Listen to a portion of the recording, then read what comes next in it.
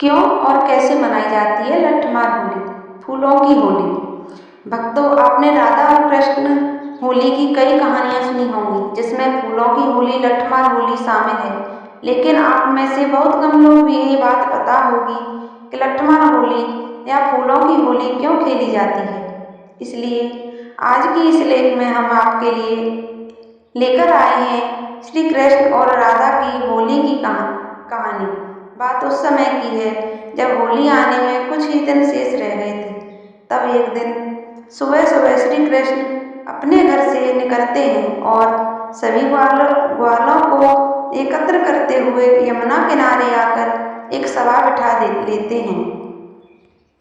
सभा में जब उनके मित्र पूछते हैं कि क्या बात है कान्हा, आज इतनी सुबह सुबह बैठक क्यों बुला ली, तो कान्हा मुस्कुराते हुए कहते हैं वो इसलिए क्योंकि होली में बहुत कम दिन शेष रह गए हैं और हमने अब तक गोपियों को रंगने की कोई तैयारी नहीं की है, और दूसरी तरफ गोपियां हैं जो हमें रंगने की पूरी तैयारी कर चुकी हैं। तभी कान्हा जी के दोस्त उनसे कहते हैं कि कान्हा, जब इतना बता ही दिया है तो ये भी बता दो कि गोपियों ने हमें रंगने के लिए क्या तैयारी कर रखी है। तो कान्हा जी कहते हैं मुझे तैयारी के बारे में कुछ विशेष तो नहीं पता, लेकिन तैयारी हो चुकी है मुझे इतना जरूर पता है। लेकिन तुम चिंता मत करो, कल जब गोपियाँ इसी रास्ते से अपना माखन बेचने जाएंगी तब हम उन्हें रास्ते में घेर लेंगे और उनकी तैयारियों के बारे में सभी बातें उगलवा लेंगे। ये सुनने के बाद सभी ग्वालों और कृष्ण जी मुस्कुराते हुए वहाँ से चल देते हैं। अगले दिन सुबह सुबह जब गोपियाँ उसी रास्ते से माखन बेचने के लिए जा रही होती हैं तब श्री कृष्ण और ग्वाले उन्हें घेर लेते हैं और कहते हैं कि यदि इस रास्ते से जाना है तो तुम्हें पथ कर देना ही पड़ेगा।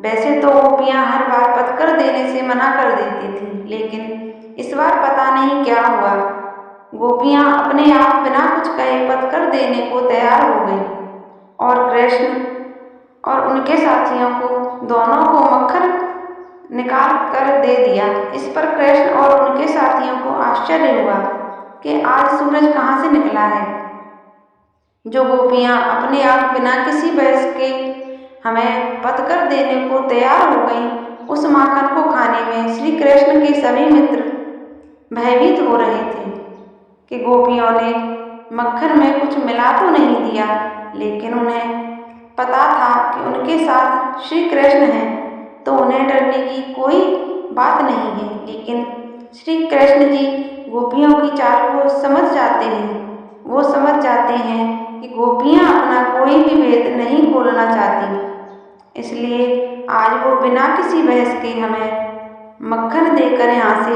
चुपचाप जल्दी निकल जाना चाहती हैं।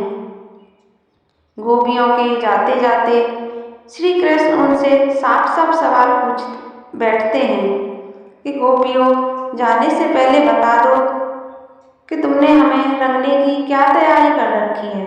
तब गोपियाँ कहती हैं वो तो हमें तुम्हें नहीं बता सकते, लेकिन हम तुम्हें बरसाने में होली खेलने का निमंत्रण जरूर देते हैं। श्री कृष्ण ने मुस्कुराते हुए निमंत्रण स्वीकार कर लेते हैं और होली के दिन अपने ग्वालों के साथ बरसाने पहुंच जाते हैं। बरसाना पहुंचते ही श्री कृष्ण और ग्वाले ये देखते हैं कि गोपियाँ उनके स्वागत में लट्ठ लेकर खड़ी हैं। बस इतना देखते ही ग्वाले भयभीत हो जाते हैं, लेकिन श्री कृष्ण उन्हें दिलासा दिलाते हैं कि चिंता मत करो, मैं तुम्हारे साथ हूँ, तुम लोगों को कुछ नहीं होने दूंगा।